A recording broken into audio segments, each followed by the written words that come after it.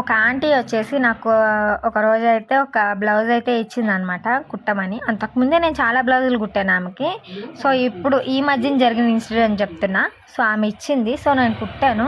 కుట్టంగానే వేసుకుని చూసింది, నా ముందే నాకు వచ్చి చూపించింది. బ్లౌజ్ తీసుకుని వెళ్ళిపోయింది అట్లానే. చీర అయితే ఎక్కడ ఉంది కదరా, డబ్బులు ఇచ్చి తీసుకెళ్తాను అని అంది. ఇది బాగుందని ఇంకా 2 బ్లౌజులు ఇచ్చింది అనమాట. ఇది కాకుండా ఈ బ్లౌజ్ తీసుకుని వెళ్ళిపోయింది. సో అయితే ఏమైంది, ఆ 2 బ్లౌజులు ఇచ్చిన బ్లౌజులు, ఆ శారీ నా దగ్గరే ఉంది. ఆ 2 బ్లౌజులు కూడా 2 రోజుల క్రితం వచ్చింది. అవి వేసుకుని చూసింది, ఎలా ఉందా, మంచిగా ఉన్నాయా లేవా అని అంది. బాగానే ఉంది అంది. ఆ చీర మొత్తం తీసుకుని వెళ్ళిపోయింది. ఈరోజు వచ్చేసి ఇది బాగాలేదు అది బాగాలేదు అంటుంది. నేను ఫస్ట్ బ్లౌజ్ ఇచ్చి దగ్గరగా 23 రోజులు అవుతుంది.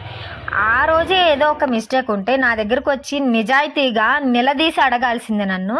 ఇప్పుడు వచ్చి గొడవ చేసింది అనమాట. నాకు అస్సలు నచ్చలేదు ఆమె పద్ధతి.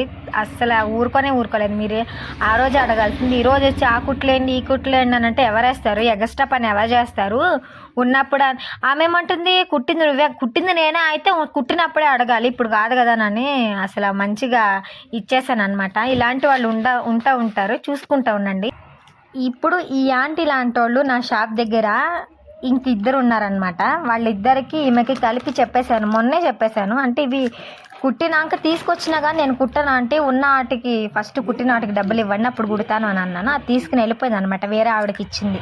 ఇలాంటి వాళ్ళు 2-3 ఉన్నారనమాట. వాళ్ళకి నేను అస్సలు కుట్టను. ఎందుకంటే ఫస్ట్ ఇంప్రెషనే వాళ్ళకి తెలిసిపోయింది. మనం కుట్టిన ఫస్ట్ టైమే వాళ్ళ ఎక్స్ప్రెషన్లు అవి తెలిసిపోతాయి. అది తెలిసిపోయినప్పుడు మళ్ళీ వాళ్ళని అసలు దరిదాపులకు కూడా రానివ్వకూడదు. ఎందుకంటే మనకున్న పేరు కూడా పోయిద్ది వీళ్ళ వల్ల. ఎందుకంటే మన మీద వాళ్ళు నెగిటివ్ ఇంప్రెషన్ అనేది క్రియేట్ చేసే